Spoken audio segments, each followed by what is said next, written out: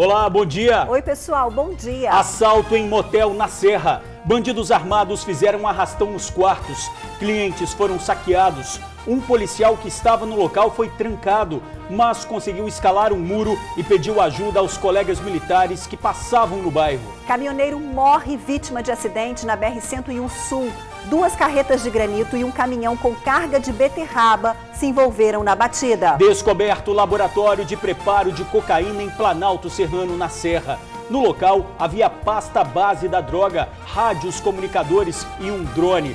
Equipamento que sobrevoa regiões usado no tráfico para monitorar a chegada da polícia. Quase 10 horas de audiência, Jorgerval Alves e Juliana Salles ficaram frente a frente.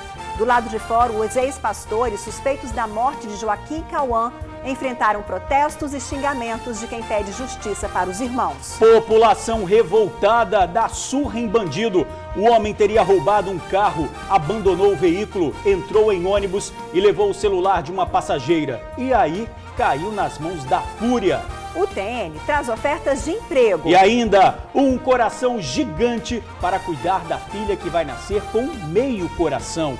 Aos 6 meses de gestação, Débora descobriu que gera um bebê com síndrome rara.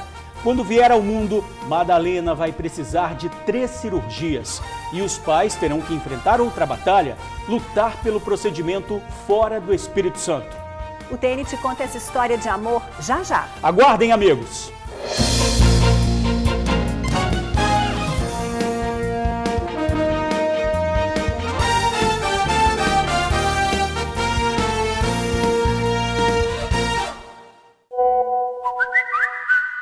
Criminosos fazem arrastão em motel na Serra. 5 homens encapuzados e fortemente armados chegaram ao local já anunciando o assalto. Eles renderam funcionários e fizeram graves ameaças. Durante a ação, os bandidos reconheceram um policial que estava num quarto. O militar foi agredido e teve a arma levada. Para chegar ao motel, os assaltantes pediram uma corrida por aplicativo e roubaram o carro do motorista.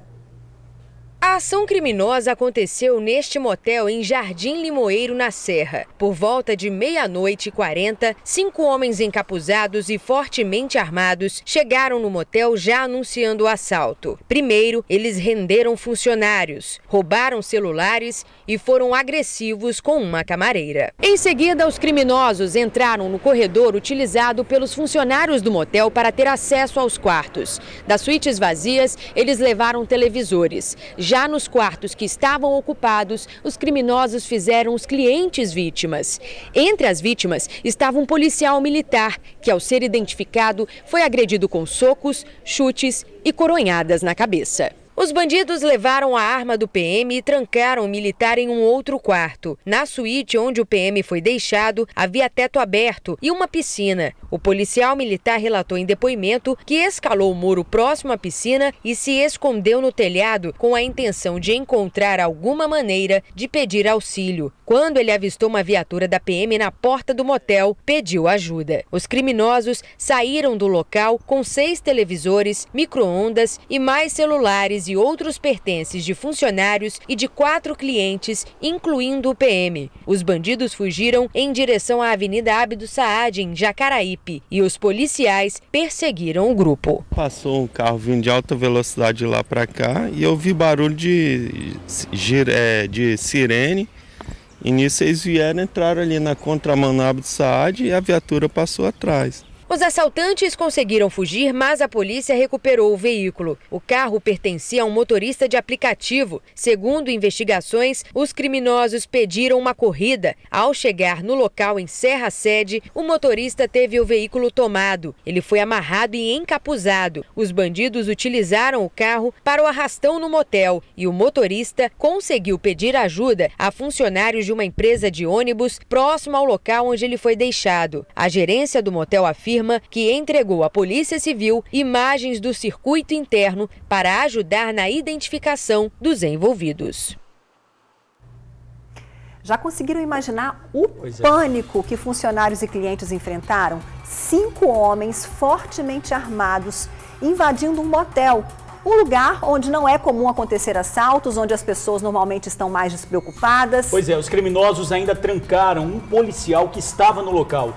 Por sorte, ele conseguiu escalar um muro e pediu ajuda aos colegas que passavam no bairro. Ninguém ficou ferido. A Polícia Civil disse que investiga o caso. Até agora, nenhum suspeito foi detido e denúncias devem ser feitas pelo 181. Bom, há 2 semanas mostramos aqui no TN o caso de um traficante da Serra que aparecia ostentando uma submetralhadora e acabou ferido a tiros durante uma abordagem. Pois é, ontem a polícia agiu naquela mesma região e descobriu um laboratório do tráfico. Nessa operação foram apreendidos drogas, um drone e radiocomunicadores que monitoravam todas as ações da polícia na região. As conversas vinham sendo acompanhadas pela PM. Em nova incursão no Bloco B do bairro Planalto Serrano, na Serra, a polícia desmantelou um laboratório do tráfico. No local, foram apreendidos 4 rádios comunicadores e materiais utilizados para o refino das drogas, como mais de 700 gramas de pasta base de cocaína e cloroforme. Um balde de cloro granulado, anestésico para animal de grande porte e até uma água de bateria também foram apreendidos. Há 3 semanas atrás nós fizemos a mesma apreensão lá na mesma área, no Bloco B, e esse grupo aí pertence ao grupo que nós prendemos há 3 semanas atrás. Agora que estava mais a fundo e conseguimos prender mais essa estrutura maior deles aí.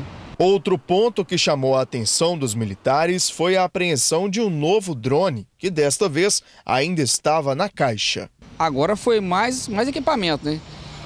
Um drone com câmera e 4 radiocomunicador. Eles estão vigiando, aí a polícia entra e estão vigiando, comunicando entre eles lá. Aí deram azar que já estava em campo já a P2 e conseguiu levantar a situação todinha, né? Neste vídeo é possível escutar os traficantes da região conversando pelos rádios comunicadores apreendidos. Eles informam aos comparsas sobre a saída da polícia. Favelita normalizada, vagabundo. Pega a visão, mas que eu podia vir subir no bloco C. Tudo doisão, tudo normalizado, vagabundo. Ainda segundo a polícia, essa nova apreensão é fruto de um trabalho de investigação. Acredita-se que o grupo responsável por esse laboratório do tráfico é o mesmo envolvido em uma outra ocorrência registrada no dia 8 de outubro. Na ocasião, um vídeo com traficantes ostentando armas foi divulgado. Essas imagens estavam no celular de um dos traficantes. Na ocasião, Evandro dos Santos de Jesus, de 20 anos, mais conhecido como Vandoche, ostentava uma submetralhadora calibre 380, que também foi apreendida. Durante a abordagem policial, ele foi atingido por 3 tiros e socorrido para um hospital, mas recebeu alta nesta terça-feira. Ele também foi encaminhado para o DPJ, onde prestou depoimento. Nesta nova ocorrência, Otávio Leite Lima, de 21 anos, foi preso na companhia de uma menor de idade. Olha, bandidos tirando onda enquanto monitoram a presença da polícia. Além dos radiocomunicadores, vimos aí mais um drone a trabalho do tráfico. Tecnologias cada vez mais ligadas ao mundo do crime. Por isso, a ação da PM passa a ganhar esse novo foco, né? É muito importante. O jovem mostrado aí na reportagem, Otávio Leite, de 21 anos, foi autuado por tráfico e posse ilegal de arma. Já está no presídio. A adolescente foi ouvida e liberada. O bandido da ostentação de arma também já está na cadeia.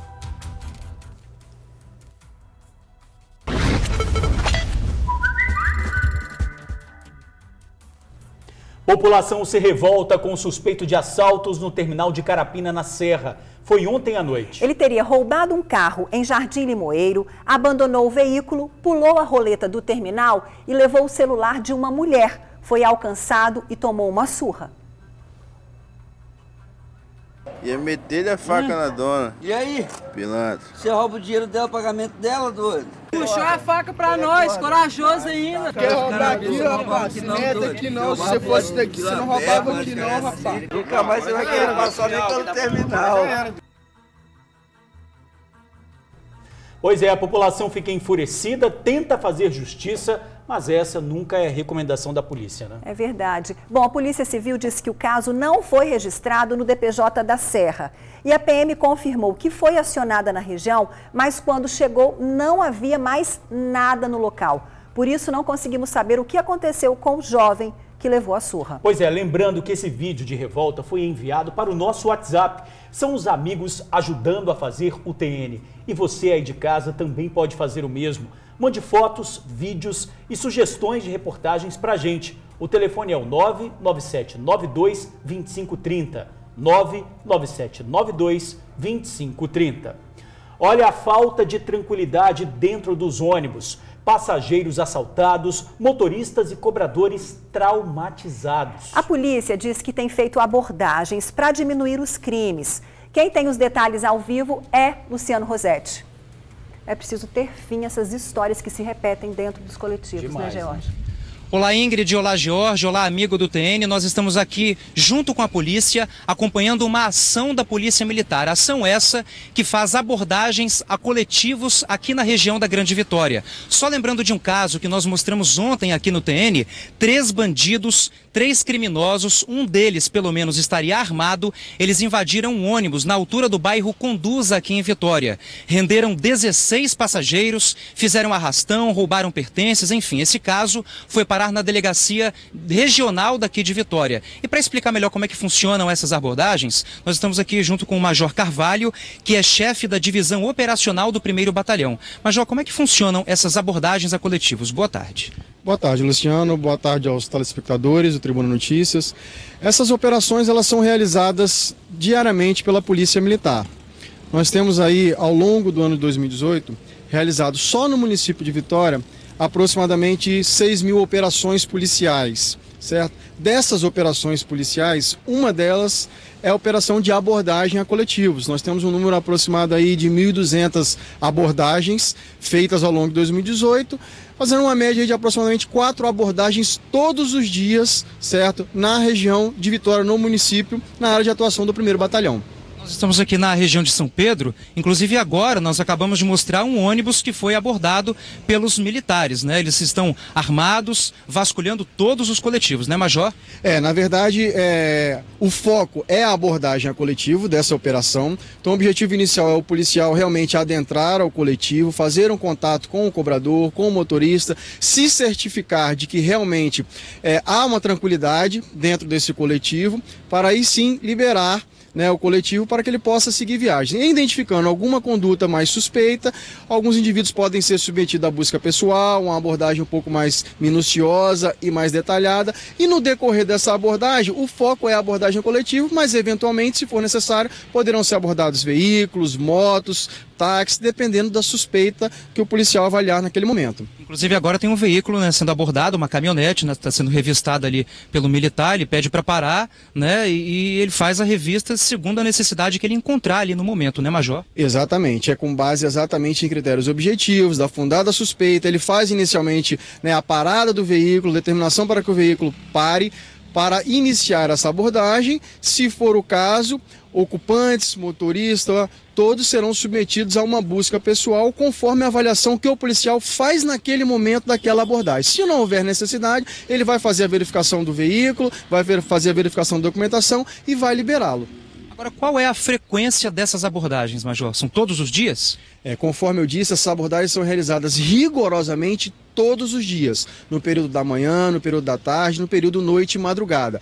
Por isso que eu falei que nós temos um número aproximado aí, só em 2018, só de abordagem a coletivos, aproximadamente 1.200 abordagens realizadas. Se nós dividirmos isso ao longo dos meses, vai dar aproximadamente 120 abordagens por mês e 4 abordagens por dia. Normalmente, como eu disse, de manhã, tarde, noite e madrugada. E nos pontos mais críticos também, né? Porque o caso que a gente mostrou ontem aqui no TN, 3 criminosos, um deles estaria armado, eles fizeram 16 passageiros de reféns, né? Roubaram pertences, fizeram arrastão, enfim. Existem áreas que são mais perigosas do que outras, né, Major? Isso está tudo mapeado pela polícia, está tudo estudado?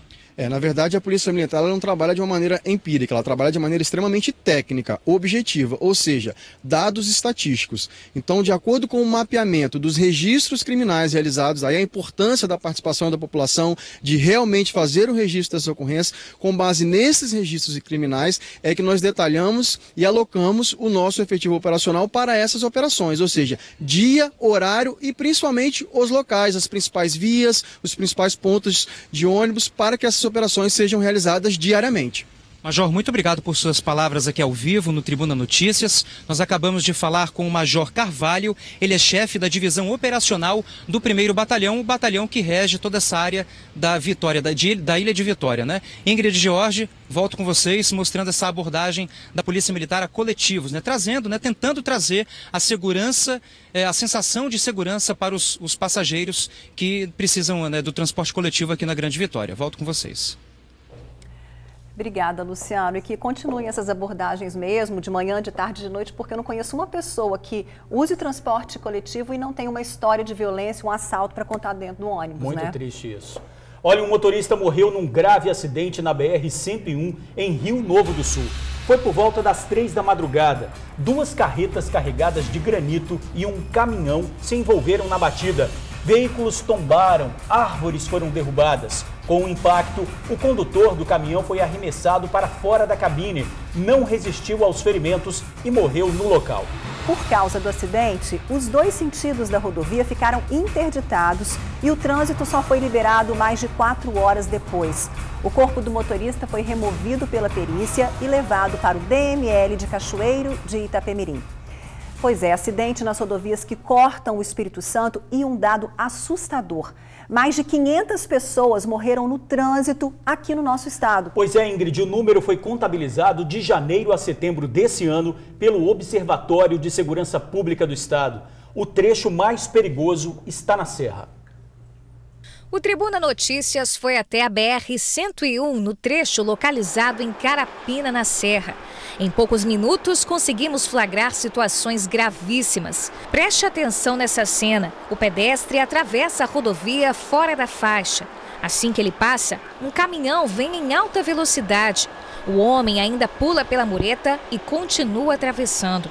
E pelo jeito, por aqui, atravessar fora da faixa já se tornou uma rotina. Porque também é muito longe dali, que o sinal fecha rápido. A passarela e a faixa ficam longe de onde você precisa atravessar? Eu acho que devia ser mais ou menos aqui, por aqui. Mas não tem medo não de atravessar fora mesmo assim? Medo tenho, né? Mas eu atravesso correndo. Um perigo para os próprios pedestres e também para os motoristas. Pelo trecho aqui é meio perigoso essa BR aqui. Devido aos caminhões não ter muitas das vezes respeito, entendeu? E atravessam um sinal. Quando está amarelo, em vez de eles reduzirem, eles acabam passando, aumentando a velocidade. Pedestres passando fora da faixa, ciclistas, não tem um local para eles atravessar legal, eles vão lá embaixo para atravessar, muitos não vão, corre o risco aqui, entendeu? Pedestres que não respeitam a sinalização, veículos que passam muito acima da velocidade permitida, imprudências que têm consequências gravíssimas. É o que aponta um levantamento inédito feito pelo Observatório de Segurança Pública do Estado, que só no período de janeiro a setembro deste ano contabilizou mais de 500 mortes em rodovias, avenidas e ruas do Espírito Santo. O trânsito da Serra foi considerado o mais violento do estado este ano. De janeiro a setembro, mais de 40 pessoas já morreram vítimas de acidentes de trânsito no município. Este trecho em que nós estamos, que fica próximo ao pavilhão de Carapina, já foi considerado por 3 vezes consecutivas como o mais perigoso da rodovia federal em todo o país. Só este ano, 6 pessoas já perderam a vida aqui. Ali é um trecho, um aglomerado urbano de fluxo intenso, e aí, somado à ação do condutor, que muitas das vezes excede na velocidade, dirige com imprudência, nós temos também a ação do pedestre, que muitas das vezes não atravessa no local correto, na faixa, não obedece o sinal luminoso, atravessando quando os veículos estão parados. tudo isso vai se somando a um número elevado e causa um número elevado de acidentes. No mesmo período de janeiro a setembro do ano passado, o trânsito fez mais de 900 vítimas fatais. O que se observa é uma redução de quase 30% no número de mortes. Ainda assim, para o presidente do Conselho Estadual de Trânsito, a redução é baixa. A meta é que em 10 anos o número de mortes diminua pela metade. Ação educativa, ação de melhoria de segurança viária, então correção de algum tipo de desvio, vias com qualidade, mas nós temos somados a isso a questão da saúde, a questão da educação, a questão da gestão, então socorro de urgência, são diversas ações dessas entidades variadas buscando o objetivo comum, que é justamente a redução das mortes. Olha, uma combinação de fatores que resulta em números assustadores. Pedestres que muitas vezes, para ganhar tempo, desprezam passarelas. Motoristas que não respeitam pedestres. Poucos trechos duplicados nas rodovias que cortam o Espírito Santo. Em alguns trechos, a má conservação das vias leva a acidentes graves. E poderíamos citar ainda outras situações, como carros sem condição de trafegar, alta velocidade, álcool ao volante. Pois é, enfim, faltam investimentos na malha rodoviária responsável pelo maior transporte de cargas e de passageiros do país. Falta também respeito à vida. Enquanto o trânsito perfeito continuar engarrafado na burocracia e vontade do poder público, vamos fazer a nossa parte. Ao assumir a direção de um veículo, não se sinta o dono do pedaço. A intenção de todos é chegar ao destino planejado e, com prudência, todos chegarão seguros.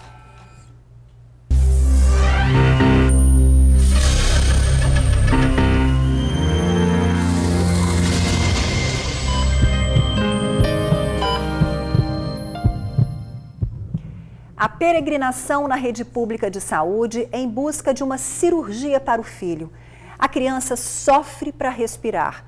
Precisa tirar um cisto do nariz. Um procedimento simples poderia resolver o problema, mas vem sendo adiado, empurrado. Lá se vai um ano. Olha, revoltados, os pais do menino querem ao menos uma previsão de quando esse sofrimento vai acabar. Mas tiveram mais uma resposta negativa. Preste atenção no rostinho do Murilo. O lado esquerdo do nariz dele está inchado. Este inchaço já tem 2 anos e é provocado por um nódulo, uma espécie de cisto que obstrui o nariz e atrapalha o menino, principalmente a respiração, o que fica evidente neste vídeo cedido pela família que mostra o Murilo dormindo. Mexe demais o nariz, até sangrar, igual eu te mostrei a foto. Ele mexe demais o nariz dele, ele não fala até hoje. Murilo tem 2 anos e 1 mês e ainda não fala. Esse menino não dorme, esse menino, o comportamento dele é de criança de 8 meses mais ou menos, entendeu? Ele não fala, inclusive vem muita gente de fora para cá também, vem buscar essa mesma resposta e não consegue, entendeu? Volta para casa, só que ninguém tem a coragem de botar a cara igual nós estamos botando para falar. A peregrinação da família pela solução do problema acumula exames, encaminhamentos, laudos, promessas e aborrecimentos. Começou em setembro do ano passado no Hospital Infantil de Vitória. A gente passou por diversos hospitais, todo mundo falou, dava urgência e emergência no caso dele. O médico chegou para mim, na hora que eu falei bem assim com ele, que meu filho estava pedindo, que meu filho estava com o lado esquerdo tampado, ele falou bem assim para mim que o problema dele não era urgência, era estética. Eu falei bem assim com ele, como assim estética, sendo que meu filho só dorme com boca aberta? Ele falou bem assim para mim que não tinha como resolver, que tinha casos mais urgentes lá dentro e ele estava sem equipe. Eis que 1 ano depois, a peregrinação trouxe Murilo e a família dele de volta ao Hospital Infantil de Vitória. E novamente a resposta que a família não queria ouvir. A cirurgia não vai sair. Só que desta vez a mãe gravou a conversa que teve com o especialista. O médico afirma que o Hospital Infantil não tem estrutura para atender a alta demanda de cirurgias. Pode botar o seu filho na mesa de cirurgia sozinho. E se eu passar mal, quem vai fechar seu filho? Eu vou lhe dizer, a situação vai piorar. A criança de 1 ano e 9 meses lá esperando fazer uma biópsia, não tomou na garganta. Não tem material, não tem equipe para fazer. Para mim é decepcionante e angustiante. Agora a família não tem culpa disso, é eu. A notícia, mais uma vez, abalou os pais. Foi a certeza. a legitimação do descaso. O pediatra falou que devido a esse nódulo que tem no nariz dele, aí ele atrapalha na fala e no desenvolvimento dele. Aí eu só tô querendo na cirurgia do meu filho mesmo, entendeu? Não é nada, tipo assim, que pra eles não é difícil, entendeu? Eles estão negando essa cirurgia. Meu filho sofre demais, eu só quero uma cirurgia pro meu filho. O médico falou bem assim que se eu quiser para me procurar um particular, que é até melhor para resolver o lado dele. Dozinha desse Murilo, né? O drama dessa criança e dos pais não é único. É triste ver o filho sofrendo, sem respirar direito, sabendo que um simples procedimento poderia acabar com essa agonia. A vida dele está sendo comprometida, a gente viu aí. E a direção do hospital disse que fez um processo seletivo, mas nenhum especialista se interessou pelo cargo no hospital. Olha, a expectativa é de que o quadro seja restabelecido a partir do novo processo seletivo previsto para acontecer ainda este ano. Olha, que desta vez dê tudo certo, porque nem pacientes, nem os médicos que lidam com uma sobrecarga de trabalho merecem passar por esse sufoco aí. De repente, um médico numa situação particular que esteja vendo o TN também, que possa ajudar, fica aí o nosso pedido também. Choro, xingamentos e protesto durante a audiência de ex-pastores em Linhares. 16 testemunhas foram ouvidas. O assassinato dos irmãos Joaquim e Cauã chocou o Estado. A sessão durou cerca de 9 horas e um juiz ameaçou prender o pai de Cauã porque ele estaria causando desordem na frente do fórum. Rayane e um grupo de amigos e parentes protestaram na hora da audiência. O casal de ex-pastores foi xingado. O clima ficou tenso na frente do Fórum de Linhares. Manifestantes pediam justiça e um megafone era usado pelo pai de Cauã, Raine Betkovski, para xingar os ex-pastores. Um juiz alertou que o rapaz estava atrapalhando os trabalhos e pediu para que a polícia intercedesse para acalmar os ânimos. Raine chegou a pedir que fosse preso. Como o processo está em segredo de justiça, a audiência não foi aberta ao público.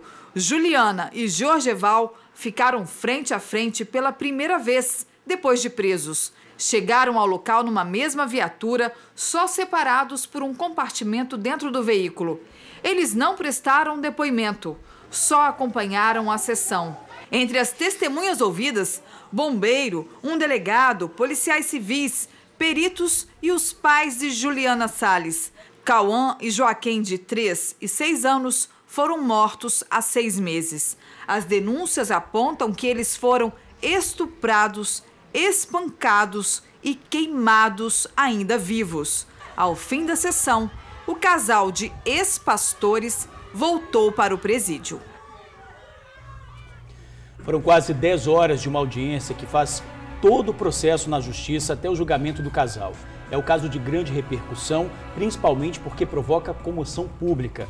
Vamos aguardar aí os próximos passos da justiça.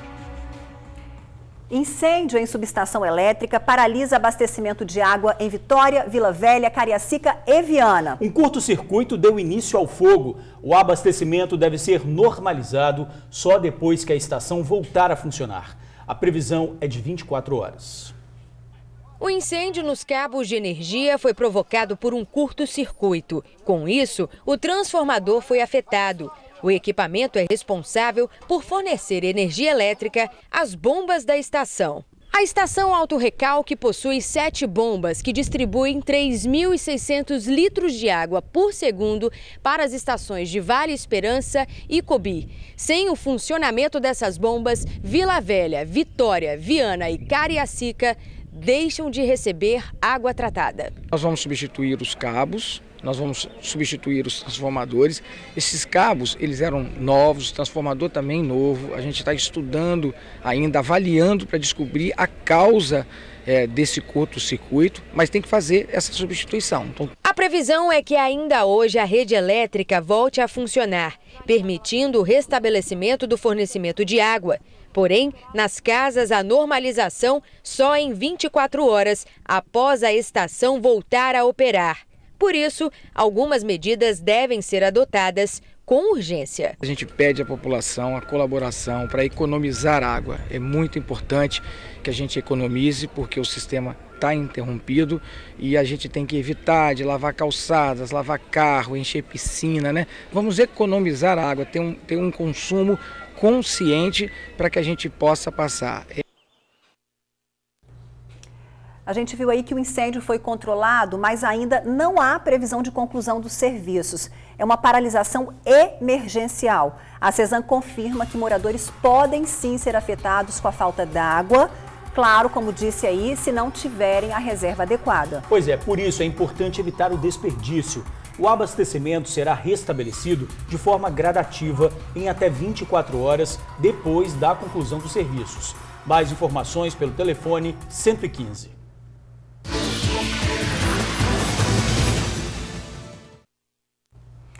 Tem emprego e a gente torce por você. São vagas para assistente financeiro, auxiliar administrativo, analista de suporte, vendedor de granito, assistente de faturamento, gerente de custos, comprador, gerente de produção e vendedor.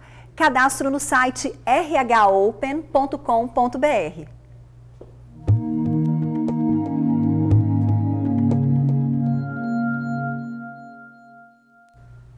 Ela nem nasceu e já enfrenta uma batalha de gente grande. Madalena tem uma síndrome rara que compromete parte do coraçãozinho dela. A mãe descobriu a doença aos 6 meses de gravidez. Os bebês que possuem essa síndrome precisam passar por 3 cirurgias até os 2 anos de idade, ou terão que fazer um transplante cardíaco depois. Um desgaste enorme para os pequenos e para os pais também. Muitos preferem fazer o tratamento fora do estado, em centros especializados. O enxoval da Madalena já está quase todo pronto. A expectativa é que a pequena chegue em janeiro, mas as roupinhas já estão na mala. Os planos tiveram que ser alterados quando, aos 6 meses de gestação, a Débora descobriu que a filha era portadora de uma síndrome raríssima que atinge o coração do bebê, a hipoplasia do coração esquerdo. A mãe tem que ficar naquele sentimento de que está gerando uma vida, também não pode ficar triste, mas também não tem como ficar muito alegre. E a gente se apoia na fé, na esperança, na filosofia de vida, né, do humanismo que a gente segue, para poder seguir firme nessa missão aí que foi encaminhada para a gente. Madalena vai nascer com apenas metade do coraçãozinho. Todo o lado esquerdo do coração fica mal formado, então acarreta em algumas condições pós-nascimento que necessitam de procedimento, porque todo lado esquerdo que manda sangue para o corpo, ele vem afetado por esse mau desenvolvimento. Apesar da cirurgia ser realizada do Espírito Santo, muitos pais, assim como a Débora e o Antônio, optam por realizar os procedimentos em centros especializados, fora do estado. Eu sou um ser humano que nasci e renasci, porque eu também fiquei à beira da morte quando eu nasci. Eu quase que fui. Eu falei, então não, eu vou ter que lutar pela minha filha, como minha mãe lutou um dia por mim, né? As crianças diagnosticadas com hipoplasia devem passar por 3 cirurgias cardíacas até os 2 anos de idade, ou podem ainda fazer um transplante de coração. Todos os procedimentos cirúrgicos são extremamente delicados, mas fundamentais para que os pequenos sobrevivam. Nós tentamos fazer com que o ventrículo direito, que é o que remanescente, é o ventrículo que a criança tem, mande sangue para o corpo. E o sangue que o ventrículo direito mandaria para o pulmão, vai para o pulmão diretamente, sem passar pelo coração. Nós temos que sempre lembrar que uma criança que tem algum tipo de cardiopatia, ela tem que ter um cuidado muito de perto com o cardiologista, pediatra, o cirurgião cardíaco, mas ela pode ter uma vida normal se for tudo bem entre as cirurgias, ou o mais normal possível para ela. O Enzo e a Esther só têm 1 ano de vida e já passaram por 2 das 3 cirurgias. Eles foram diagnosticados com hipoplasia e hoje lutam pela vida. Ele não pode fazer muito esforço, então quando ele está correndo muito atrás do irmão, eu já, vamos dar um tempo para não ficar muito cansado. Quem olha a Estherzinha assim, não imagina a pequena guerreira que já é. Ela teve uma parada cardíaca e 3 AVCs durante uma das cirurgias. E isso debilitou o desenvolvimento motor dela, né? E hoje a gente trabalha para que ela possa ter as mesmas condições que todas as outras crianças. Esses pequenos já são exemplos para todos nós e também para a Madalena, que ainda nem chegou. O pai é sambista, mais conhecido como Tunico da Vila. Ele não perdeu tempo e já espera a filha com samba. E claro, muito amor e esperança. Pra todo mundo, que só quer é você. Eu vou falar pra todo mundo. Crianças com força de gente grande, pais com tanto amor, né? Pois é, tão pequenininhos tem que passar por essa aprovação, né? A Secretaria Estadual de Saúde informou que a maternidade de Vila Velha e o Hospital Evangélico de Cachoeiro de Itapemirim realizam cirurgias cardíacas pediátricas, entre elas a cirurgia para a correção da doença. O acesso ao serviço público é feito pela Unidade Básica de Saúde, onde os pacientes são avaliados e, se necessário, encaminhados para os serviços de referência. Ano passado, foram registradas 2 internações para tratamento da doença no estado. Hoje é quarta-feira, 24 de outubro. Vamos conferir juntos o que é destaque no jornal A Tribuna. Planos de saúde vão ter mais médicos de família em 2019. Choro e protesto na audiência de ex-pastores. 6 meses a mais de trabalho para quem pedir aposentadoria no ano que vem. Detran suspende licitação de pátios de veículos após denúncia de fraude. Pesquisa Ibope aponta Bolsonaro 57% e Haddad 43%. E ainda destaque no jornal A Tribuna desta quarta-feira, no AT2, brincadeiras musicais em Vila Velha. Capixaba vira estrela da moda. E no caderno de imóveis, novos condomínios em Vitória.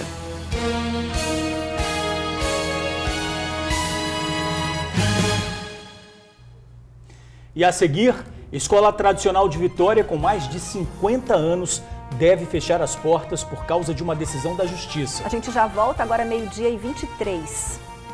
Uma escola tradicional de Vitória, com mais de 50 anos, deve fechar as portas por causa de uma decisão da Justiça. Boa parte das crianças atendidas no colégio são portadores de necessidades especiais ou transtornos, como autismo e síndrome de Down.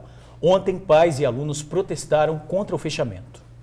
Com carro de som, apitos e cartazes, pais, alunos e professores da escola saíram em passeata pelas ruas do bairro Santa Lúcia em direção à Reta da Penha. A escola com 50 anos, fica a geração, isso aí! Segundo essa mãe, a ideia da manifestação surgiu depois que os pais foram comunicados sobre o fechamento da unidade de ensino, previsto para acontecer no próximo dia 20 de dezembro. É uma escola que exerce a função social com maestria, faz inclusão de crianças com deficiências, junto com crianças que não têm, faz inclusão social, então há uma perda considerável para a sociedade. O imóvel onde a escola está localizada há mais de 50 anos é alvo de uma ação judicial. O Banco de Desenvolvimento do Espírito Santo, o Bandes, cobra uma dívida deixada por uma empresa que faliu no início dos anos 90.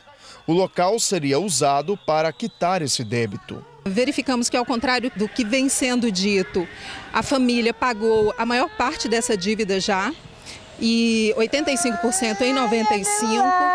E apesar disso, ela está sendo retirada de um imóvel, teve o seu direito de restituição ao valor pago de 85% negado, inclusive pelo Bandes, que emitiu o recibo.